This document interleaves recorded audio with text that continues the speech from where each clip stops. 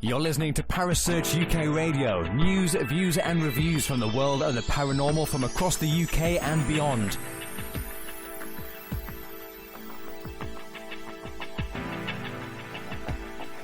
Find us on Facebook, Twitter and the World Wide Web. Parasearch UK Radio.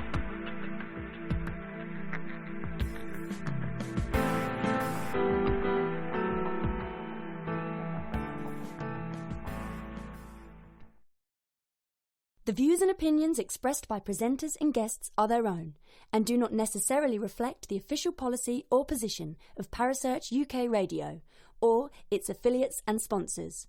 Listener discretion is advised.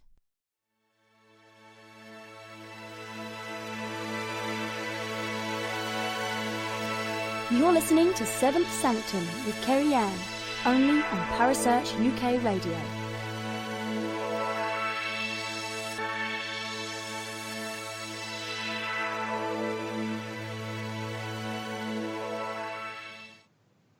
Good evening and welcome. I am Kerry Ann. You're listening to Seventh Sanctum on Parasearch UK Radio.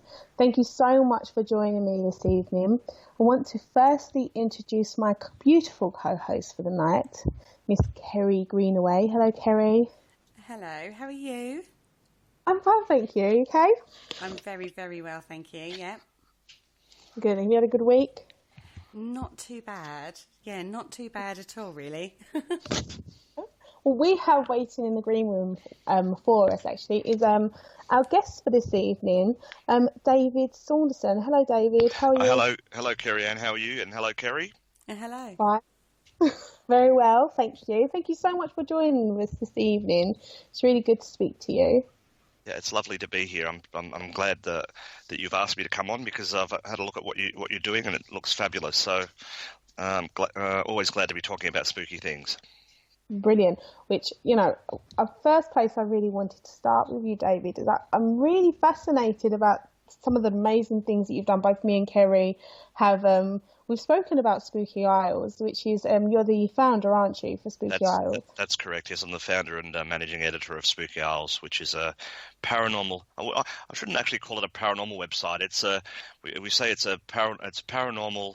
Horror films and dark history here in the UK and Ireland. So it's basically everything that's spooky here on the British Isles and Ireland. So that's why we call it the Spooky Isles.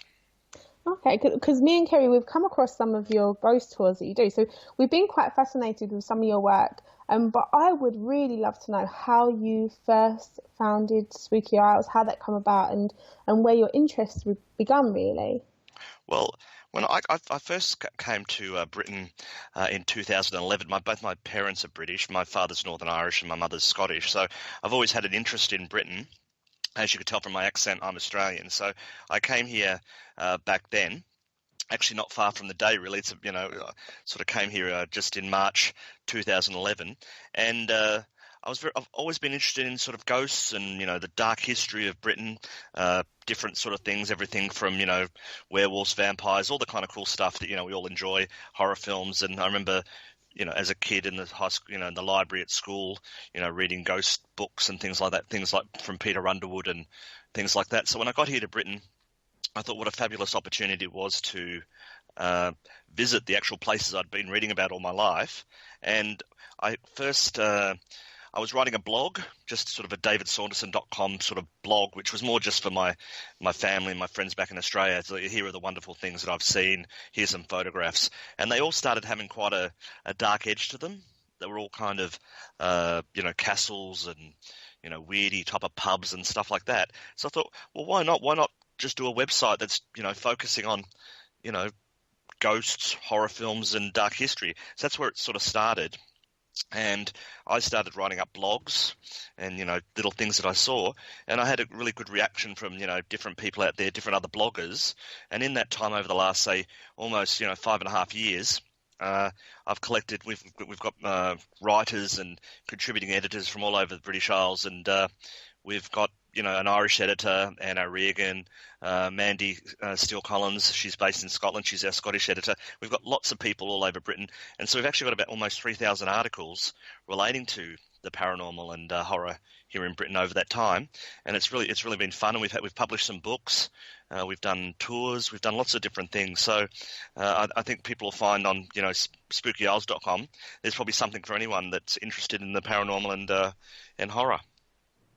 Wow. See, I've always looked further afield when it comes to, in particular, my fascination is the paranormal, and I've always looked further afield in regards to great locations, but there is actually some fantastic places here in Britain, in Ireland, and in Wales and Scotland as well, isn't there? There's absolutely. I mean, they always say, we always wonder, like, is Britain and Ireland the most haunted place on earth? And I mean, I don't know that to be true. I think that every culture has its own, spiritual and folklore. But you've got to say that British people are very focused on their old buildings. They love a ghost story. You've got this is the land of M.R. James and Charles Dickens and different ghost writers. So everyone I think you talk to, whether they've even thought about it or not here in Britain, if you say something to them like, "Do you believe in ghosts?" or "Have you seen something?" Some people say all rubbish. Other people say, "Yes, I don't know what happened that day, but I saw something." So, I don't know. We're particularly superstitious people, but clearly, I think we all have a great interest in the paranormal here in the UK and Ireland. Because it's something very magical about the Celtics, isn't it? There's a lot of I don't know if it's the right terminology for me to use, but folklore and stuff like that. So there's an air of magic with just the Celts in general, but with so much that have gone on in the UK, so Britain, and that there must be so much to go and visit and look at. But Kerry, is there anywhere, have you got any questions that you'd like to ask in regards to that? I just think that the British Isles, we have such history, and it's a documented history as well, and it like David said, it goes back such a long way, and there's so much legend, myth and folklore that we've got that we know about in the UK. And also I think the British Isles, they're quite condensed compared to other countries, so that could be why we're so steeped and dripping in these kind of tales. And I do think it's right. I do think that we all love a ghost story, don't we? We all love to tell ghost stories. Even the most prosaic person has to have a little ghost story out there sooner or later. Yeah, I think that's right. I think that, as you say, Britain and Ireland, they're two islands. They're, cut off from the rest of Europe as far as that's concerned. So we've been able to almost, over the last couple of millennia, there's been one invasion basically in the last 1,000 years. So the people that have been here have sort of had their own traditions. We're maybe not as we're a bit more stuck in our ways. Maybe that we're in Europe. You've had different tribes and different nations sort of blending in as one, bringing their own folklores together, and we're still maybe our folklore that we look at today. And this is just me talking as an amateur, just just saying. We're probably more focused on things from like 1,000 years ago. Like we still talk about, kings and queens from 500 years ago, and they're the direct ancestors of our current queens. So, there's a great good connection between us and our ancient tribes of the Celts and, the pagan, mysticism that, predated Christianity. So I do think Britain and Ireland, share a culture that,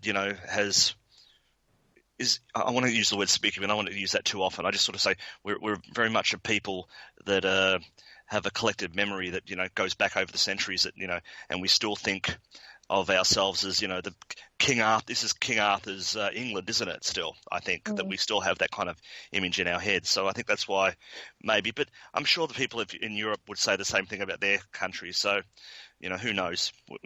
We just love a ghost story.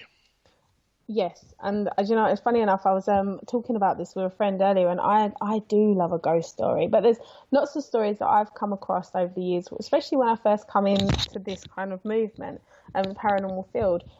I find more so now, I'm more intrigued into ghost stories and myths and legends.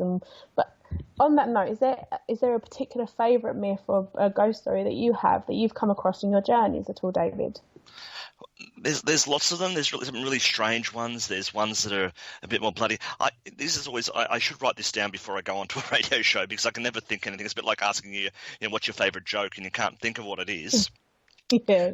It is. I mean, the thing that, maybe what I like is that the personal stories that people have when you ask them about their own, have you ever seen a ghost, or have you ever seen anything like that? I think they're probably more fascinating than hearing about some, going into a castle and seeing a headless lady or a grey monk or something like that. I always think, I mean, Kerry or Kerry Ann, do you have your own personal stories that, of your own? Have you seen a ghost?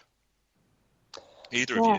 Well, we have a joint one, haven't we, Kerry? That's kind of disputed, where we had an experience, but we'd gone along to a place in Pluckley, and it was one of our first ever experiences within the paranormal, really, as a team as well, wasn't it? Yeah. And we'd managed to capture something, but it's one of those that we weren't too sure, and again, we were very, very early in our journey, so what we could have been quite eager to say ghost, maybe now looking back isn't, maybe not, but the story in that area was really really fascinating as well, so it kind of added to it.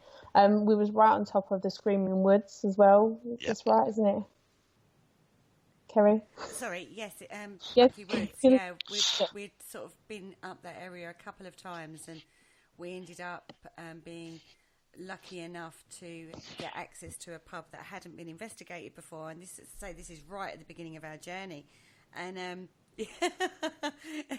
yeah, we learnt a few lessons. Let's put it that way.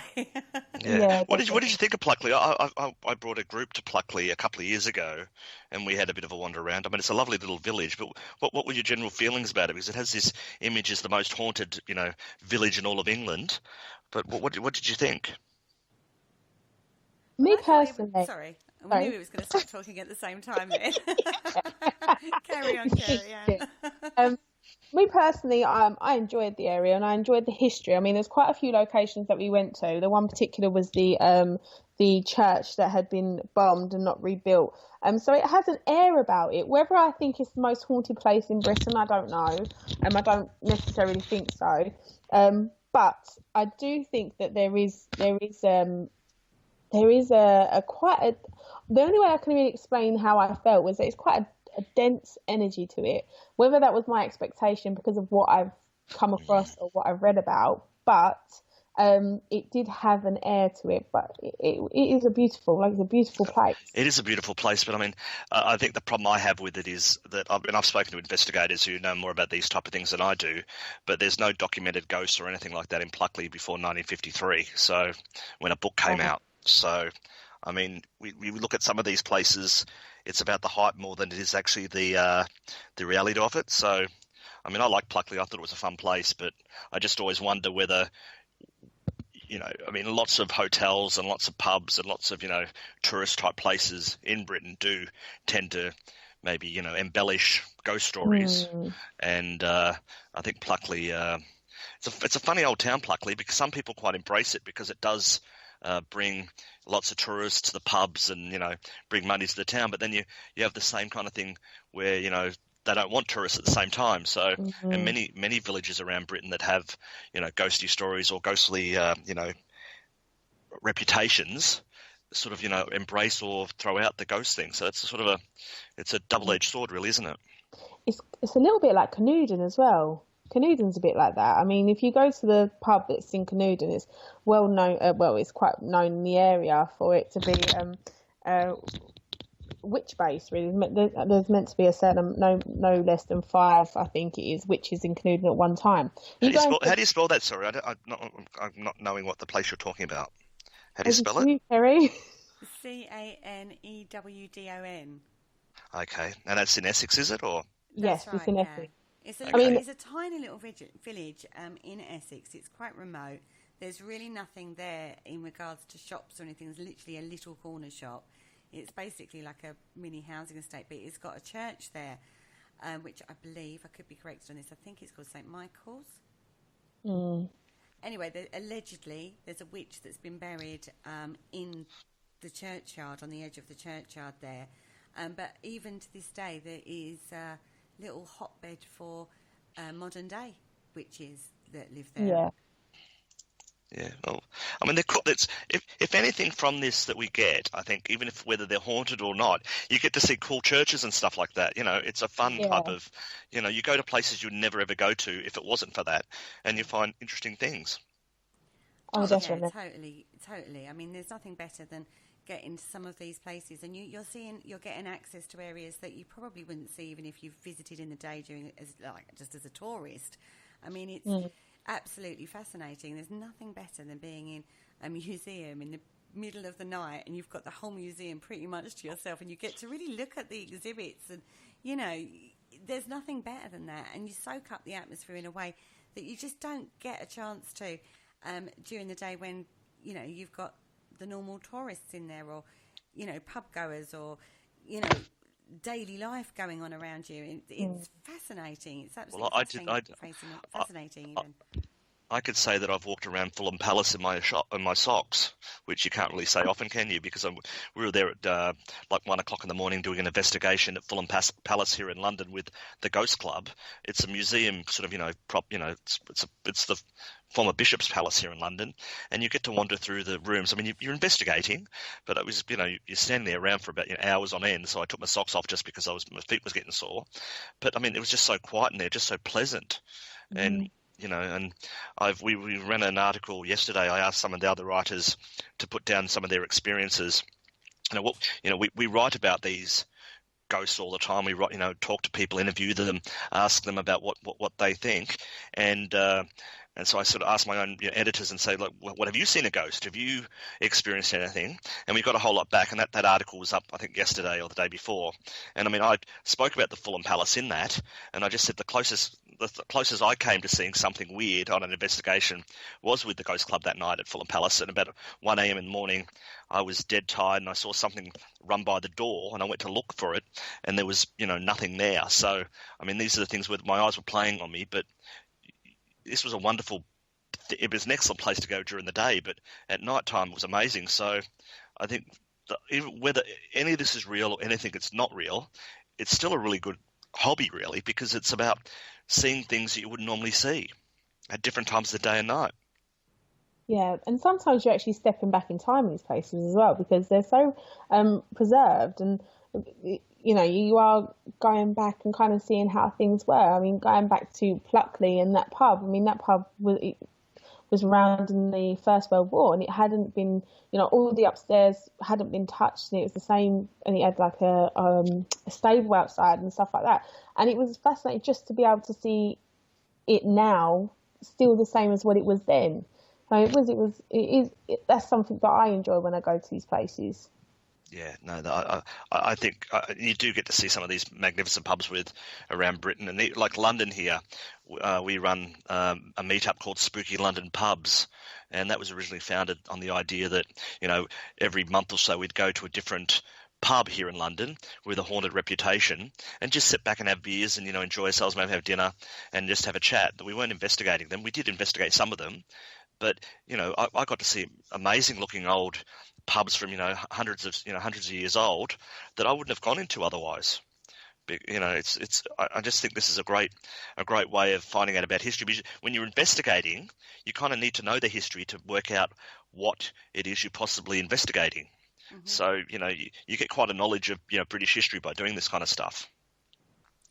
And that's a huge part of it, is the history of it. I mean, and going back to right to the beginning of the conversation, the UK has such a fantastic history that's documented, so you can find out about these places, and it never ceases to fascinate me. And it is going down to like ground level, as it were, with normal people, normal stories, and you're finding out about all those levels, not just the kings and the queens and the, you know, lords and the ladies. You're finding out all sorts of information regarding the places, and you can in the UK. Yeah, and you. I mean, I live in central London, so I'm central London, and and I live around the corner from where Charles Dickens, like literally like about 2 minutes from my place. If I just walked up the street, is where he grew up, and there's a blue plaque there. So, you've got history everywhere, haven't you? It doesn't have to be famous people. It could be amazing stories about anything from the wars or, different people that invented stuff or built things. And that's what I really enjoy by doing this. It's not just about the ghosties and all that kind of stuff. It's just about living where the history happened.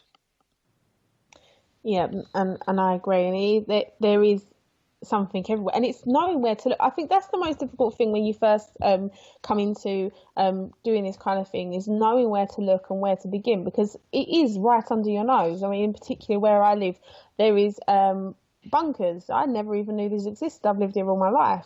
But then looking at what we were doing and kind of trying to find different places for us just to be able to go, just for us to be able to get a little bit of experience, I found lots of places where I lived, and we're quite a small community in regards to a local pub. Now, that pub was actually featured into a Charles Dickens book. It was called something else. I think it was called The Smuggler's Inn. Yeah. But I didn't know that until I'd actually started looking into my local history and what was available to me in my area, so that I could just pop out with some friends. So there is something just on your doorstep if you just know where to look, though. That's the thing, I think. Yeah, no, absolutely. So, yeah. Is there anything fascinating you found about our area, Kerry, looking into what we do? Yeah, I mean, there was so, like you say, once you start looking wherever you are, whatever you're doing, if you start looking into your locality to start with, I mean, we're actually quite fortunate because we've got quite a lot of history in Essex anyway. But even London is not far away from us at all, is it, Kerry? So for us, that history is literally right on our doorsteps. So I really think we're quite fortunate because we have that. And if you are wanting to get out there and learn about your history, there are so many knowledgeable people out there as well, and you just have to start talking to people. And that's one thing I've learned over the last few years, is just talk to people, and they will come up with some of the information that you're after without having to go through the church records and having to scour the internet and go to the library. You know what I mean? Just start talking to people, and the best place to start is on your doorstep. Yeah. I remember years ago I was in Scotland. My mum's Scottish, as I said before, and I don't know if you've heard the tale. There was a story about a family, a cannibal family, in the sort of Ayrshire county, not far from where my mum's born, and called Sawney Bean. Have you heard of Sawney Bean? No. Okay, so it's a tale of apparently this cannibal family that lived just on a cave near Lendlefoot in Ayrshire, and it would this is supposedly like the 1700s, whenever, and they would attack, rob travellers that are going down the path there, and steal all their goods and kill them and eat them. So it's a horrible tale. They make horror films about those kind of things now, but this is supposedly a true story, which there's absolutely utterly no evidence to suggest it is, but it's a folklore, and it's famous in Scotland. They made films about it, and it's horrific. Basically this incestuous cannibal family that would consume their victims. And a few years ago on the internet, something popped up and claimed that there was a hairy tree in my mum's village or town, and that this was supposedly where they hang the Sawney Bean family or something like that. And it was just completely out of the blue. I'd never known about it in my life. I grew up with family members that were from there, and never heard of it. Just seemed like one of these things that popped up on the internet someone just made up. I went and spoke to my granny's cousin, who was like 90, and I said, and who lived in this town all his life. I said, "Have you ever heard of anything like this?" He said, "No." So therefore, that tells me that it's bullshit. Oh, it's not right. Yeah. You could have 100. I could listen to 100 different academics that would that could tell you that this happened. And if you've got a bloke who lived on that street for the last 90 years and he's never heard of a tree in that street that supposedly hanged, Sawney Bean or something like that, you'd have to believe it, wouldn't you? So, and that's, I'd take that. So that's what you say.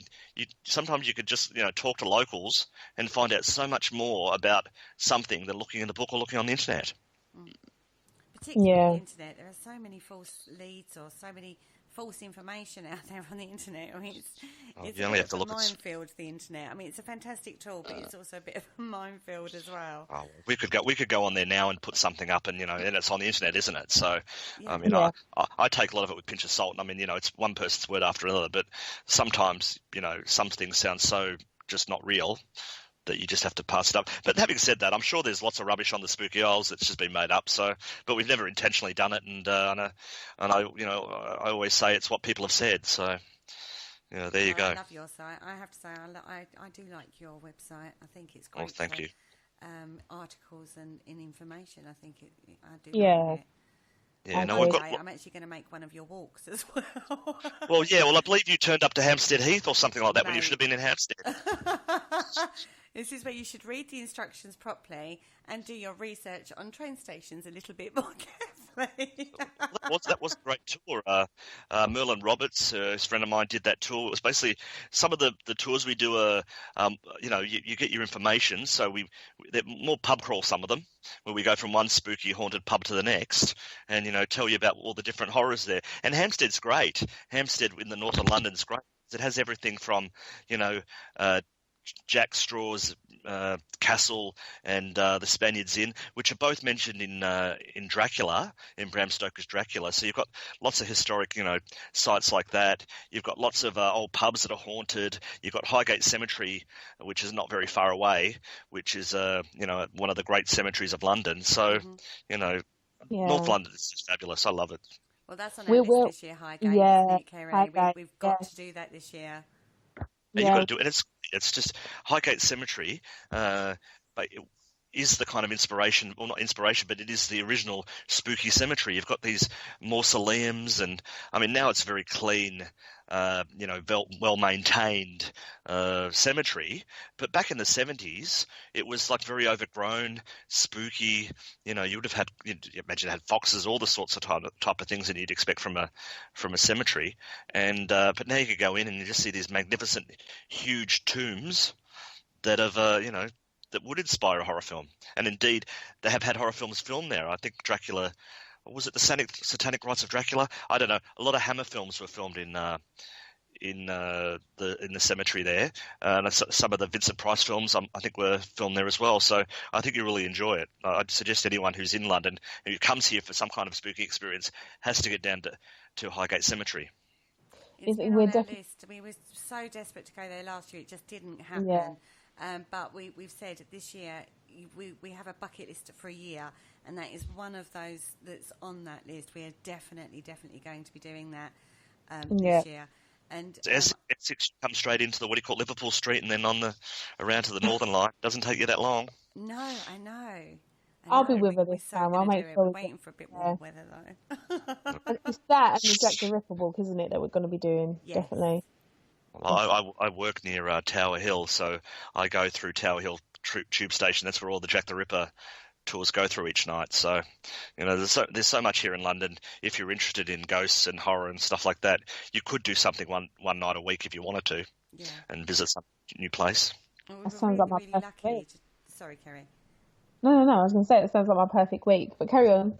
We were really lucky to talk to a guy called Russell Edwards. Yes, Russell Edwards. Yes. A couple of weeks ago regarding the Jack the Ripper walk, and we did an interview with him, and that was fascinating, just listening to his story of how he got into it and what he does. And we're going to go and meet him, and he's going to take us around the sites in the Whitechapel area, which is going to be fascinating.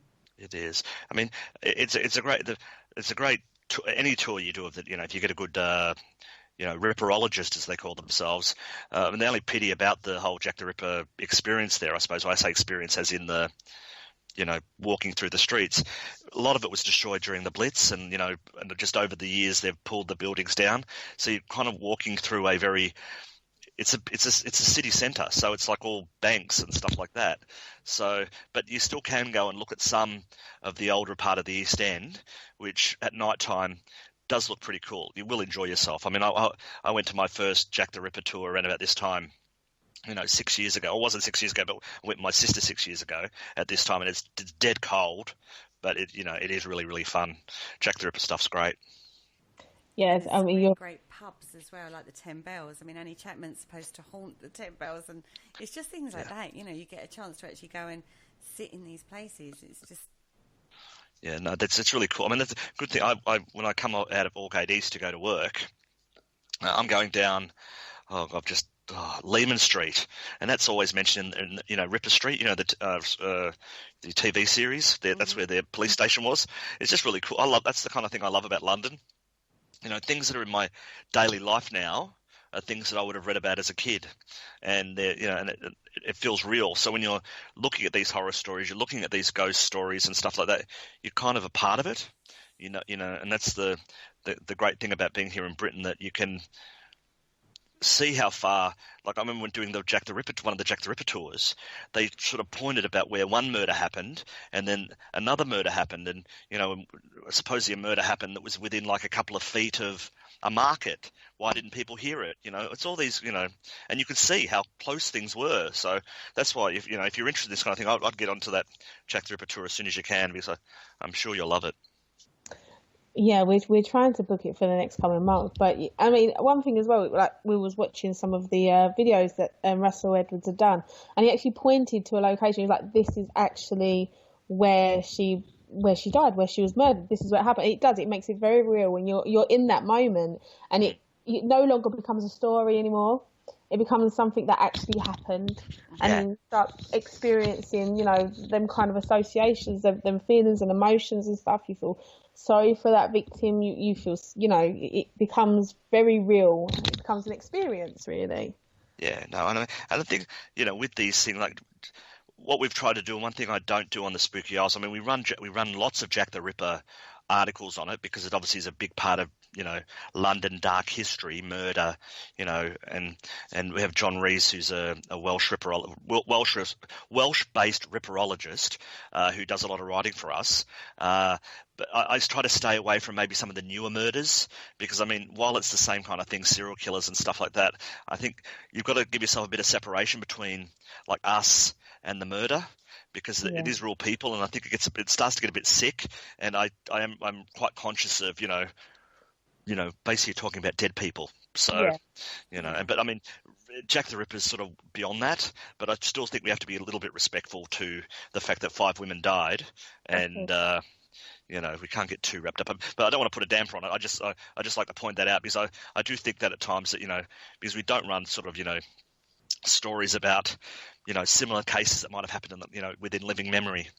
We are basically an entertainment website, and I don't really want to get into the point where we're being criticised as ghouls, or people fantasizing about murder of prostitutes, or that kind of thing. Yeah. No, I understand. So with that being said, I don't really know too much about moving away from that. Sorry, I don't really know too much about horror films, which is something that you also deal with as well, isn't it? So is there a great history within London within horror? Well, there absolutely is, and it's funny you should say that. We're next weekend on March 11, 2017. For if this, if people, are listening to this later, I'm running my first tour where I'm actually doing the talking. Most of the time, I've got my friends doing it, or experts, and we're running a horror film tour of central London, from sort of Russell Square Station, where we're showing some of the sites where horror films were either filmed or the original books were set. You've got like American Werewolf in London, that was filmed here in the early 1980s, and that's all based, you actually watch the film, you see it. It's Piccadilly Circus, Regent's Park with the London Zoo there, not far from me, Tottenham Court Road, where there's a great killing scene, and it's all filmed around there. You've got other films like Deathline, which was sort of based around Russell Square. A lot of people like Charles Lawton, who was the Hunchback of Notre Dame, a British actor who went over to America in the early 1930s. There's a blue plaque for him. His wife, Elsa Lancaster, sorry. She was the Bride of Frankenstein. She obviously lived with him at the same time there. So you've got the Bride of Frankenstein living in central London. Mary Shelley, the author of Frankenstein, she was born just behind Euston Station. Dorian Gray, the Oscar Wilde's sort of horror tale, The Picture of Dorian Gray, he mentions Euston Road in it. The Invisible Man. Everything in The Invisible Man up after a point is based around Great Portland Street and Tottenham Court Road, because the Invisible Man's wandering around, naked, invisible in the place. So, there's lots of, and you've got Hammer Films. Hammer Films is based. Hammer House is still, while it's not used for Hammer Films anymore, it's based in Soho. So there's tons of horror history here in London, and we're going to have a bit of a look around and have a talk about that, and consider, look at some of the pubs, and generally, as I say, when we're doing not a pub crawl, but there'll be certainly a few pubs on the way, so we can be talking about horror films. Fantastic. Well, I think that'll be a perfect place for us to go to a quick break. So I hope you'll all stay and continue with the show when we get back.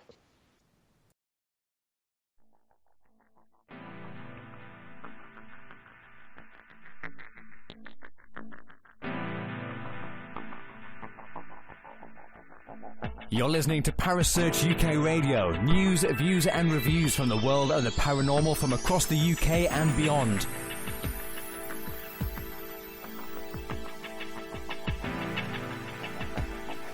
Find us on Facebook, Twitter and the World Wide Web. Parasearch UK Radio.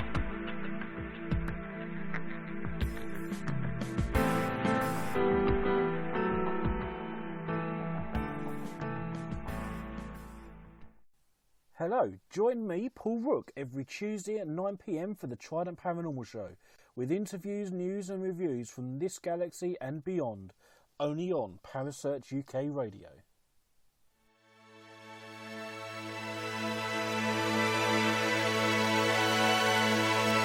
You're listening to Seventh Sanctum with Kerry Ann, only on Parasearch UK Radio.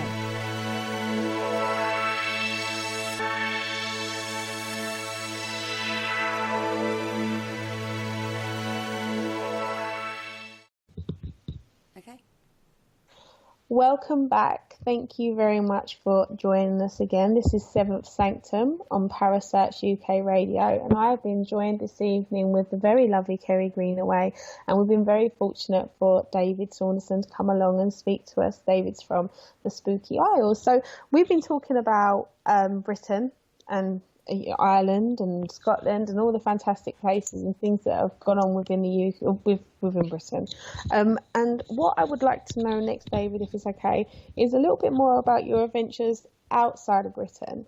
Is there any particular places that you have enjoyed going to or had great experiences with? Well, I've travelled quite extensively before I came here to Britain, because I've always enjoyed travelling. I'm really just trying to think of some of the places I've been. I'm trying to think what would be of interest to your listeners. I suppose the one that, probably when I first left Australia, like when I was, when you first start travelling as a young person, I went to America and I went to New Orleans. New Orleans in Louisiana in America. Now, I found that cool. I wasn't overly impressed with maybe some of the parts that I went to in America, not because I hated it. I just didn't find it that great. But I thought New Orleans was fantastic. It's a very old, it seems very colonial, very French colonial. And I went there, and there was lots of horror there. This is the place that Anne Rice bases Interview with a Vampire. So, you've got that sort of, there's a word for it. I can't remember what the word for it is, but it's like a Creole type of Gothic. There's Southern Gothic. I think that's the word they use for it. And I did a really cool ghost tour there. I can't really remember much about it, but I do remember. And the cool thing about it was, I don't know if you know, do you watch American Horror Story? Oh, you're going to say yes, I do. And this particular story I think you're going to talk about really fascinates me. Is it the Madame Laveau? It is absolutely a Madame Laveau, and so I went and saw the grave. I forget the name. You see the cemeteries there; they're just magnificent. They look like French cemeteries. If you go to Paris and all that, these are the same kind of cemetery. So she was like a voodoo priestess. Okay. And this is sort of like, it was really cool. Some of the voodoo stuff I saw in New Orleans in little shops and stuff. I'm sure it's there for the tourists, but it was really cool.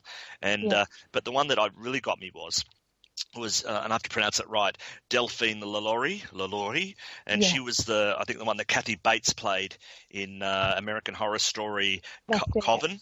Yeah, And she was like a serial killer, and she was basically, you know, mutilating her slaves. hmm, And the story was that she was breaking the slaves' bones and resetting them in different angles just because she yeah. was a complete utter, you know, monster. And that was really quite scary. So I mean, we do ghost stories here in Britain, and you know, horror tales and stuff like that, but this was really like yeah. Yeah. So but no, New Orleans was absolutely utterly fantastic, and I just think if I had to, you know, sometimes you go to places and you think, well, I've been there, I don't need to go back. It was okay, but I don't need to go back. I'd love to go back to New Orleans. I just thought it was lovely. The food and just everything was great about it. So Oh, that's a place. if And it you was, ever do, if you ever do go, will you take me? I'll take you in a bag then. You put you in a Yes, suitcase. I Yeah, will go in a suitcase. I would. yeah, I yeah. love New Orleans. I mean, New Orleans and Savannah is one of the places that I would really, just because of the history. And I think it's been mentioned that Savannah's meant to be one of the most haunted places in the world. Again, I I don't can know. see it. I can see it. I mean, Yeah. if you look at it, it looks like a thing. Savannah, which is in Georgia, I think you said Savannah then. Yeah. It's all right. You know, I went to Savannah. It was interesting. It's where they filmed, you know, the scene in Forrest Gump where the little feather, you know, he's sitting on the bus Yeah. stop waiting for the bus. That's Yeah. you see the bus stop and all that. It's quite cool. Not horror related, but still cool. So you're asking about some other cool places I've been to. Yes. A couple of weeks ago, I went to Clitheroe, which is in Lancashire, so quite north of sort of like Blackburn, Preston, Manchester. I went up there to see Barry McCann, who's one of our writers with the Spooky Isles, just because that's the area, the Pendle Hill. I don't know if your listeners know about the Pendle Hill, but it's where they had the Pendle witch trials in 1612, and sort of a bit like the Salem witch trials in America. And I was shown around the areas, you know, where some of the witches, I say witches in inverted commas, but the alleged witches lived, and where, you know, different parts of the story happened. And that was really cool. It was really quite easy to get to too from London. And I keep saying this, London, but I can't imagine it's that difficult anywhere.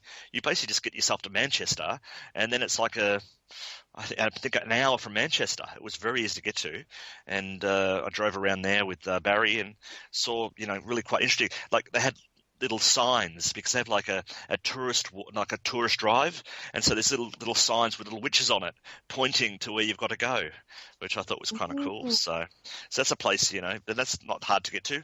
I think I did it for like, I think it cost me 60 quid to get there by train, and I think it was 40 quid for the night in the hotel. So I thought that was a great weekend.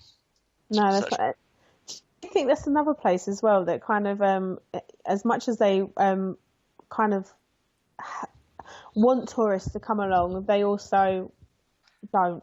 Do you think it's another similar? No, I think they pretty embrace it there. I saw sort of quite a lot of people wearing, and a lot of the pubs are called like they embrace it. There's a place I went to, it was a shop called Witches Galore, and it was really cool. So, I mean, there might be some people that get fed up with it, but I think there's an industry in there because it's on everything. Like I would have been quite, you know, you think, well, are you really going to base your tourism on the fact that they basically murdered 10 women? You know, because some bloke wanted to suck up to the king, which is essentially what the story is, and you know, blame these people for being witchcraft because James VI wanted, you know, hated witches or something like that. So, but no, that was, you know, but again, it's a long time ago, so we can now, you know, be interested in the whole idea of it. Another one, I went to Transylvania. Have either of you been to Transylvania? No, I have a friend that's not far from there, and she told me some amazing stories, but never been. No. I went there. I took a group there a few years ago. Me and my mates went up there, including Paul Adams and John Kanako James, two great authors, two great horror and paranormal authors. We went there and we got driven around by we sort of hired a car and a tour guide and went to Bran Castle, which is supposed to be Dracula, Castle Dracula, which is a bit rubbish actually, but you know, it's still a big castle. Went to Ziggy Shower.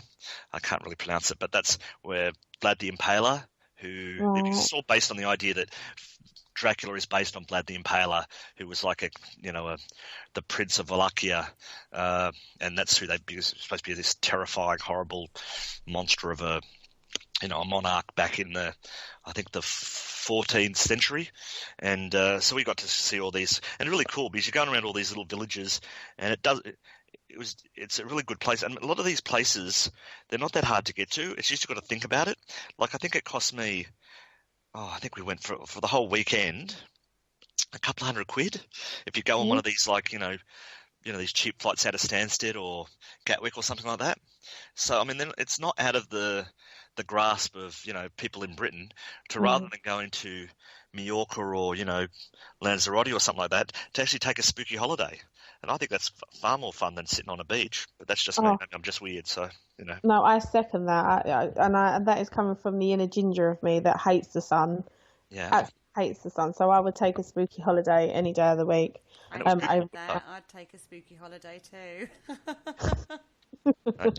Definitely do that. And we went to, I think it's called Snargov Monastery, which is where Vlad the Impaler is supposed to be buried. He's not. You find out afterwards when you do all this stuff that they're not, and it's just folklore, but it's still cool. And I got to see an old, like, Orthodox, cemetery and all that. So it's all pretty cool. Oh, that's really cool. Is there anything you'd like to ask Kerry? I'd like to go back to the Pendle Witches, because we are supposed to be going up there in October, aren't we, as a Parasearch UK Radio road trip, I think they're planning. So I'm really fascinated by the Pendle Witches. Now, we Kerry and I kind of work more on an energy basis. We kind of like to feel the energy before we get all our gadgetry out. How did it feel? Did it feel... Well, there's no real place. I mean, if you went to go to Lancaster Castle, which is where they were held, the witches, and I say witches because, they were named as witches, but of course they weren't, that might be different. I've not been there. I went around more the area. So I went to a museum, and I actually went into the Pendle Hills. It's basically going through the countryside. There's nothing really to feel. It depends on where you go. I think it might be a bit eerie in the Lancaster jail, where, the castle where they were held, but you probably find that with any kind of castle here in Britain, because you think about it, they were torturing people that weren't the Pendle Witches. So, you could do that in any, I'm sure there's places in Essex where they were torturing and murdering people that would, you'd find energy that would be terrible. So, but it's definitely a place to go though. I'm sure if you find you go to the cells, and the one thing I found, and this is really horrifying, that they actually made the women walk behind like horse and carts and walk to Lancaster. And that's like walking, that was like you drive it would take you a couple of hours to drive, or maybe an hour or two to drive there. And they had them walking, handcuffed behind a cart. I mean, this is pretty gruesome type, horrifying type stuff they were doing, these poor people. And I just learned that on the day. I just thought that was terrifying. Well, we did a show on torture methods and how like you say, the pain and the emotion that these people would have gone through in, dungeons and torture chambers and, areas like that, how it would have imprinted the emotion into the fabric of the building or area. And that's why it's important to do your research, because it can have an effect on the energy of a place. So, I mean, you know what I'm talking about there, don't you? No, absolutely. I mean, I think that's where people talk about, when you go into a cemetery, it must be spooky, there must be ghosts in the cemetery. You wouldn't find ghosts in the cemetery because they're already dead. They were dead before they got there. So, I mean, this is my view, and I think it's probably shared by a lot of people that, you're going to get the energy in the places where there's the most emotion. That's the hospitals or the prisons or, the places where the people died or where the most thing happened. I think, you're more likely to have Wembley Stadium haunted with emotion there. Like, I mean, I'm saying it's probably happy emotion or whatever it might be than, say, in a cemetery. So, when you go to a dungeon or you go to like the Tower of London where people are being tortured to death, of course there's going to be, grief and, massive emotion there. That if it does permeate into the walls in some kind of stone tape type of scenario, that's where it's going to happen. It's not going to happen on a in a graveyard. And I think that's where I've always found it amusing when you do a ghost tour and you go through a graveyard. It looks cool, it looks spooky, but I don't see where the human connection is there, because at the end of the day, over 1,000 years, 100 million, whatever years, you've had people die, their bodies go into the ground. Why is it any spookier there? Like, if that's the case, London, the centre of London is basically just graves. They built over it. They built footpaths over graves. All of London should be like terrifyingly haunted. Maybe it is, but I think you're better off sticking to your asylums and your hospitals and your torture chambers, and that's where you're going to find maybe if there is something of a psychic energy there, that's where you're going to find it. Well, I agree. I think that my theory in the fact that London is probably extremely haunted, but you probably don't realise as much, is because what I've come across, human energy outweighs the natural energy or environmental energy. But I think everywhere is like that. I mean, in particular in Essex, we have the Witches' Dunking Pool, isn't it? On Leon Sea, which the Witch Finder General took. I think there was 3 witches that was documented to be executed in the Dunking Pool, and there's lots of history and tales about different types of witches and cunning people in that area. So do you think there's one particular place in the UK that it has more, myths and legends in than anywhere else, or anywhere that is meant to be, supposedly more haunted than anywhere else in Britain? I'm not entirely sure whether there'd be a single place. Like, you hear the different places always mentioned, like the Ancient Ramsey Inn in Cornwall, or you hear places like York. That's always, gets the name the most haunted place in Britain, and Edinburgh. I mean, some of these places, like I like the idea of being able to go on a spooky holiday.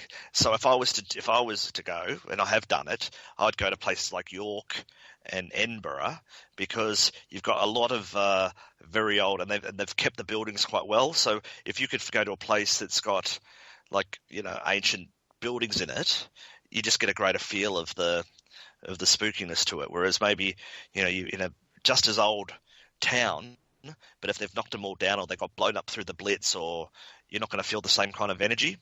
So I always sort of take it with a pinch of salt, because I actually think you'll probably find it won't be the most famous one like York or Edinburgh. It'll be like the Pluckley or something like that. It'll be something that we've never really heard of yet, that probably is completely and utterly haunted, but you just never hear about it because it's like a little village or something. It just hasn't been publicised yet.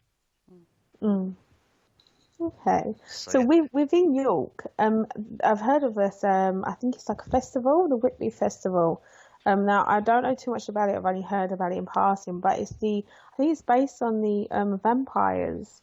Anything like, have you ever heard of? Oh, well, it is. It's in Dracula, in Bram Stoker's Dracula, when Dracula basically enters England, he does it through Whitby, and so in the book there's quite a big section in there, because when Bram Stoker was writing Dracula, the legend goes that he found some book when he was holidaying in Whitby, and it had like the legends of Romania or something like that in it, and that's where they say he got the inspiration for Dracula. So he incorporated Whitby into Dracula, and there's scenes in there you never see in the actual films, because it's quite dull, where there's an old sailor talking and there's different bits and pieces in it. But anyway, over the years, the people in Whitby have used it as a tourism thing, and you have a goth festival that happens. I think it's in next month, every year. So goths from all over the world or Britain go there, and they do music festival and that kind of thing. And so that's where the why it's become famous as sort of a gothic thing. And I think they might do a horror festival around Halloween, but it's basically the goth festival that's the big thing that's made Whitby famous for its supposed. And it is great because it's got this great big like abbey, Whitby Abbey, that is up on a sort of a high cliff, and there's lots of spooky looking graves, and it's a great looking little village. So I went there. It was when I first came to England, like on holidays years and years ago. I went there for that purpose, because it was famous for Bram Stoker. But there's just as many Dracula things here in London. Like as I said before, with Jack Straw's Castle, Van Helsing has his dinner there, and he also has his dinner over at which you can still go to. It's a gym, but you've also got the Spaniards Inn again. I think Van Helsing has his dinner there as well, and but also you've got King's Cross Station, like Harry Potter, going off on the 9 3/4, the platform going off to Hogwarts. That's how Dracula actually entered London on the train. So there's kind of cool connections to Dracula wherever you go in Britain. So, but just back to your thing about Whitby, that's the vampire connection, is that it's in the book Dracula. Oh, okay, so I didn't know that, and I've only just come across this festival as well. So, is there anything you'd like to ask, Kerry? I love Whitby. I know Whitby, and it's absolutely beautiful. It's like a fishing village. You get some amazing jet from Whitby, from a crystal perspective, that is. But the Abbey is literally right up on the cliff top, and it's so atmospheric, Kerry, honestly. If you get a chance to go, because it's beautiful. We're going. We are going. That's another one that we're putting on the list for this year. I think we're going to spend most of the year touring in the UK this year, aren't we? Or just why not? It's fantastic. And we're it's a going to end fantastic up doing thing. a spooky holiday as well. Yeah. We'll have to take David's diary and find out. Just follow him around.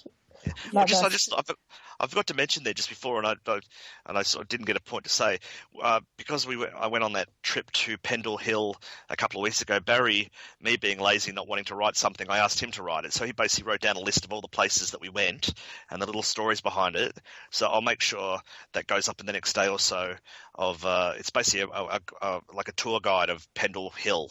It'll tell you where all the witches are, and that's going up on the Spooky Isles. So your listeners can have a look there, and even yourselves, if you're going up there later in the year, this will give you some insight into where you could go and some of the the tourist sites you can see that are connected to Pendle Hill witches. Oh, that'd be perfect for us. Yeah.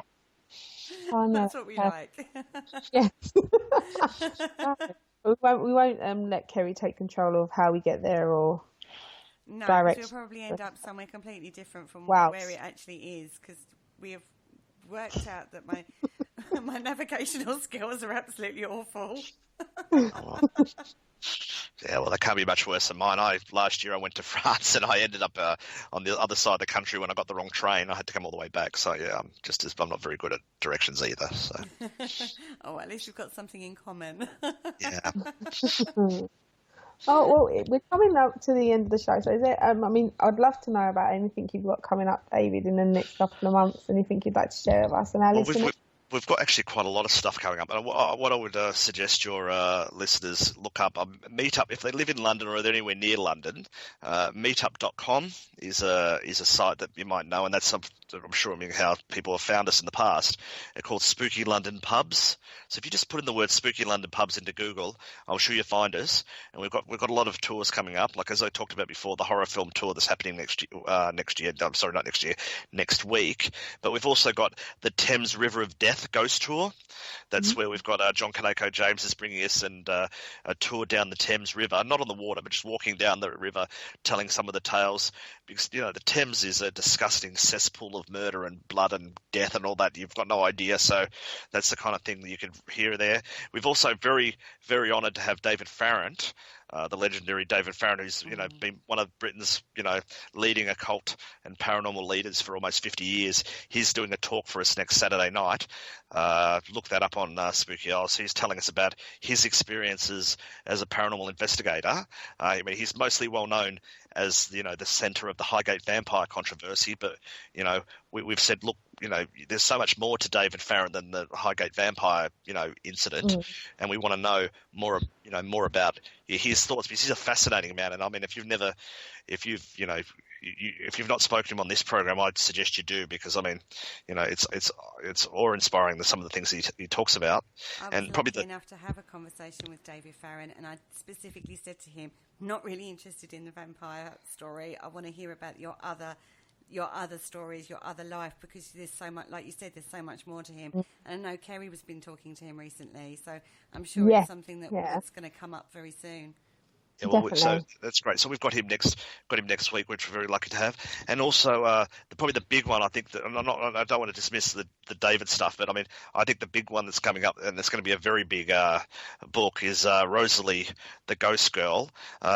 a good friend of mine, Paul Adams, who's written for the Spooky Isles quite a lot, has done a lot of research into Rosalie, which was one of the Harry Price being one of Britain's, original ghost hunters or paranormal investigators. He did an investigation in the 1930s, which was into an incident, sort of a seance incident in London, and it was very much steeped in mystery. Like, he never talked about it. There was sort of a lot of what's going on here, and it basically was involving a ghost girl. And Paul's went and basically filled in the dots. He's done amazing kind of research. He's spoken to me about it quite extensively, and he's written a book about it. And it uncovers what went on, and it's got everything from dwarfs to the Queen Mother, David Cameron's grandmother, I think it was. I mean, it's really quite an astounding type of story. So Paul's going to be talking to us about that. He's doing his book launch on the 29th of March, and people could book through Spooky London Pubs to come along and see that. I mean, that if you want to know a ghost story, you want to go to the Rosalie Ghost Girl talk with Paul Adams. That's going to be fantastic. I'm really excited about that. So that's some of the stuff that's coming up. Fantastic. Well, we're hoping to come along to that, actually. I've spoken to Paul Adams briefly, I think about a week ago, and me and Kerry are hoping to come along, and because it looks amazing. I mean, a lot of what you do, and David, looks amazing. But this is in particular because what we're hoping to do, and what we've been trying to bully our station owner and manager for, is to be able to do a Harry Price type of investigation where we strip back, take away the equipment of today, and really just use the methods and techniques that would have been about in that era. One thing we're doing at the moment is looking at a location that might be feasible for that. But in particular, just knowing more about Harry Price and, some of these techniques and research methods and stuff will obviously help us to be able to go forward with that. So we're looking forward to, or hoping to, come along. Well, I actually went a bit crazy on eBay last week, and I bought Harry Price, The Biography of the Ghost Hunter by Paul Taburi, and it's from 1950. It's signed by Peter Underwood for some reason, but who's one of the great paranormal. But it's a first edition, and I also bought Peter Underwood's autobiography, which he signed as well. So I'm going on a bit of a crazy buying up old ghost hunting books before the advent of all these whiz-bang things we have nowadays. So I think it'd be really quite fun to do a investigation where you're not relying on, ultraviolet sound and light and all that kind of, malarkey. Oh, definitely. I mean, me and Kerry, like Kerry said before, we do like working with just with our own bodies as being equipment and, the energy, and to be able to just as well use ways of being able to try and capture evidence without having to worry about people switching their mobile phones off, or whether there's electrics, or I don't know. Yeah. No, I think it's the electrics, isn't it? I mean, the EVP type stuff where you've got overhead wires and things. I think that's if you could get rid of that, that'd be fantastic, wouldn't it? Yeah. So, and it is that, and trying to, what we would like to do is be able to do something where one day we do, a typical Harry Price type investigation, and then the next day have the same location but use more advanced research methods and technology, and see how the two. I mean, I know it's difficult because some nights you have a good night and a bad night, but see how the two kind of come up against each other, and whether really the old ways are the best ways. Because I mean, if it's not broke, why fix it? And I do think that looking at some of the things he's done, it has influenced a lot of what we've done today. We're really into all the old Victorian style types of methods and that, aren't we, Kerry? Yeah, very much so. Very much so. I think people forget that the biggest tool they've got is their own bodies, and actually take the time just to feel the location and take note of those changes within themselves. They rely too much on apps and gadgetry and setting up CCTV, which is important in its own right. Don't get me wrong, I'm not dissing it at all, but stripping it back sometimes is good, and then taking it a step forward.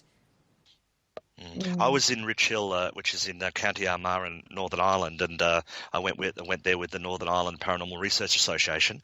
I think that's what they're called, but yeah. And I mean, we were just there to have a look because, I mean, it was during the daytime, and I indicated that I was coming, and it'd be great to look at the castle and all that kind of stuff. And they had no electronic equipment, but you walked in, you knew there was something wrong because there was just something about the place that was not quite right. And I'm not psychic, I'm not anything like that. I don't feel anything, but you could just feel that there was something. So, yeah, using your body sometimes, just your innate sense can tell you whether something's, I'm not saying haunted, but just something not right. Yeah, I agree. Yeah, and our body as well reacts to certain like signals and stimuli that's around us. There's a lot of things that we've been looking into lately.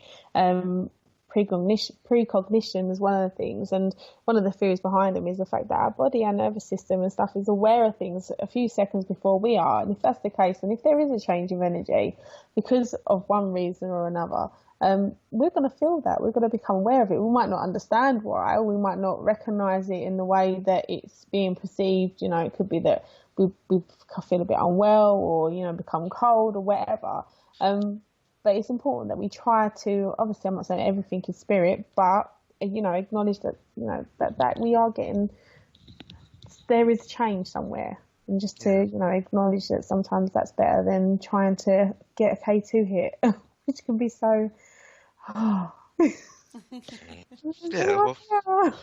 well, when someone walks in the room and, sometimes, someone can walk into a room and it just changes the whole feeling of the room, like people might be quiet or, just there must, people can sense things. You can sense when someone's walking up behind you and you can't hear them and all that, that kind of thing.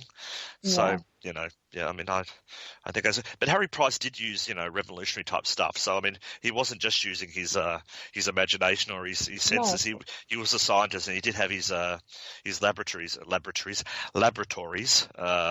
So I mean, it'd be an interesting thing to do that, doing an old style investigation where you're not relying on your green lenses and running around in the dark. Definitely. We just need to find an apt location that would be perfect for it. Something that's got a bit of an old history, Harry Price type Victorian feel. Well, I know you want to finish up, but I was on a ghost walk with Patsy Sorrenti in West London a couple of weeks ago, and she was just walking around her, and I always pronounce this wrong, so I'm sure I'm doing it wrong, Isleworth, I don't know. It's in West London, and she was just walking around the streets where she used to grow up, and she was telling us stories about, places, just normal houses that just a normal semi-detached, and talking about how everyone in the place knew that it was haunted. So maybe you don't necessarily have to look for old castles or haunted witches' torture cells. There's as many haunted council houses as there are, mansions. Very good point. Very good point. Well, before we finish, Kerry, is there anything else you want to ask David? No, just that hopefully you'll come back again so we can continue talking to you, because we've only just scratched the surface of your knowledge base. We have. I mean, yeah, you get me started on this kind of stuff, and I'll talk for hours. So, no, I'd be very happy to come back, and hopefully, when I do come back, I can talk about our experiences when the two of you join us on one of our tours here in London. Most definitely. Thank you. Well, I'm going to say good night. Thank you so much, David, for your time. I've really enjoyed talking with you, and I definitely look forward to having some experiences with you and discussing them more on air. So I want to say good night, and thank you, Kerry, for joining me this evening as well. Okay, thank you very much for having me here. Thank you. Good night, guys. Bye.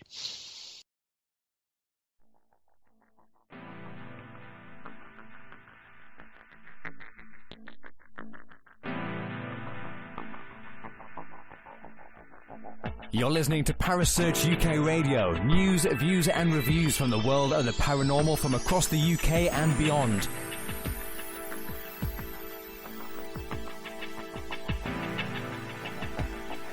Find us on Facebook, Twitter and the World Wide Web. Parasearch UK Radio.